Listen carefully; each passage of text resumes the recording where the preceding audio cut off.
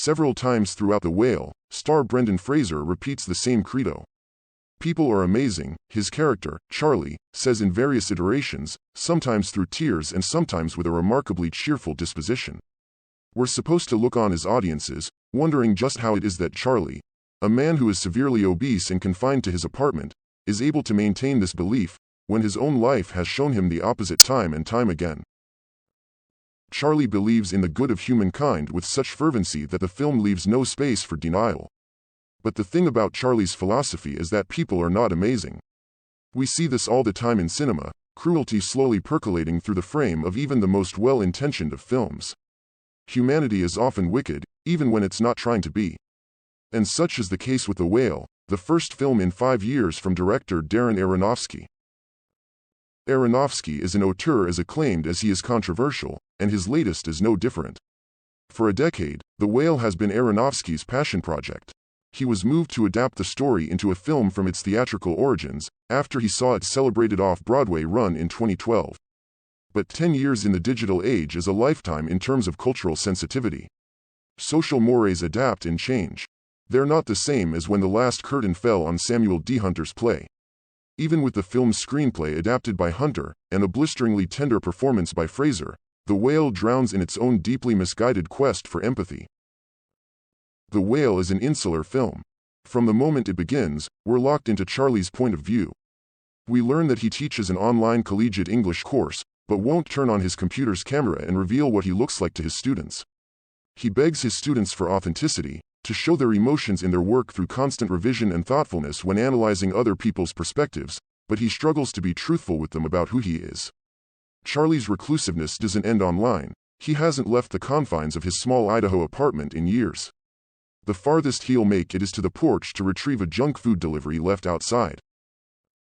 When he's not teaching, Charlie spends his days like most anyone else.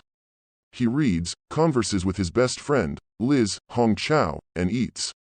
Except he does this with the added physical strain of 600 pounds, which he has slowly gained since he left his wife Mary, Samantha Morton, and daughter Ellie, Sadie Sink, for a now deceased younger man. When we first see Charlie, he's masturbating on his couch. It's an intentionally jarring opener, designed to test the audience's reaction. Are we disgusted by Charlie engaging in a completely normal, private act, simply because he's fat? By being a less than expected way to introduce its main character, let alone any character, The Whale would like us to assess what it thinks is the hidden root of our sense of surprise. Are we shocked because it's unusual, or because we see fat people as inherently unattractive, non-sexual beings? We're left to ponder that while we watch Charlie have a post-orgasm cardiac episode, during which he hears a knock at his door, which seems to swing open and close quite a bit for a recluse. Charlie beckons the stranger inside and asks him to pick up a crumpled stack of stapled papers from a table nearby to read it to him. It's a student's essay on Moby Dick, which Charlie reads whenever he needs to be comforted by his own ardent faith in the world. If he's going to die, he'd like to hear this take on Captain Ahab's search for the fabled creature one last time. The film bets on you realizing that its title is double entendre, and silently chastises you once more for thinking it could be so crude to label its hero with such an offensive term. Charlie does not die, and instead receives some proselytizing from the missionary, Ty Simpkins, who has arrived at his door. The two men come from completely different schools of thought. Charlie believes in the inherent goodness of humanity, while the missionary, Thomas, thinks our only shot at salvation is an intervention with God.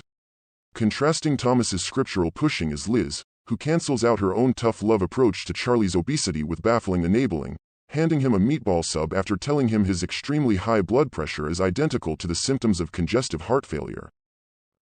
It becomes painfully clear every time a new day of the week appears written across the screen that we're watching the final moments of Charlie's life tick by, as if to stir the sadness in our gut with an invisible countdown clock.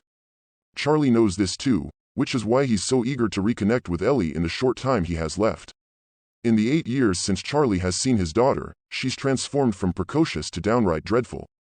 Ellie arrives hurling a barrage of slurs and degradation at Charlie. But Charlie can't help but see the good in her, just as he does everyone else. The Whale's lessons are imparted with the heaviest of hands. Hunter's script paints the differences between the types of love that we can give each other with broad strokes so that audiences won't miss them from the back of the auditorium. Charlie, in the last days of his life, sees the chance to help his daughter sway from the self-destructive path he unintentionally helped pave for her. Liz and Thomas, on the other hand, present two different types of affection that, though well-meaning, are actively harmful to the person they're trying to save. There's been much discourse during the film's festival run this fall about whether or not The Whale transcends its sensitive subject matter. To become Charlie, Fraser has to endure 4 hours in the makeup chair to get into his prosthetics, which reportedly weighed around 300 pounds. Aronofsky's direction takes glee in the film's magic by makeup approach, lingering on full-body shots of Charlie as if to force the viewer to confront whatever prejudices we may have. Look at this man. He's dying. See through all of this to his beautiful heart, it tells us, all the while exploiting Charlie's obesity for its own mawkish gain. Scenes that try to skirt the own victimization of Charlie by revealing the reasons for his confinement end up feeling cruel and inadvertently hateful, hardly helped by everyone in Charlie's earshot calling him pathetic. Through the course of its runtime, the film drops its balancing act and becomes the opposite of the sentimentality it seemed it was, at first, trying to evoke. The score swells while Charlie reaches for a pizza and candy bars, and we're forced to watch him wheeze, sweat, and beg for forgiveness for his mistakes, the foremost of which, the film illustrates, is his obesity. The camera work from Matthew Libatique, longtime Aronofsky collaborator and the film's cinematographer, pours over Charlie's size with offensive voyeurism, treating him like an imposing monster in his own horror film rather than a human being. The Whale is being heralded as a comeback of sorts for Fraser, who, despite pulling back from the limelight in recent years, has still been active in the industry. Fraser has always been an underrated actor, capable of harnessing tenderness and humor in equal parts, making even the silliest of roles feel plainly lived in.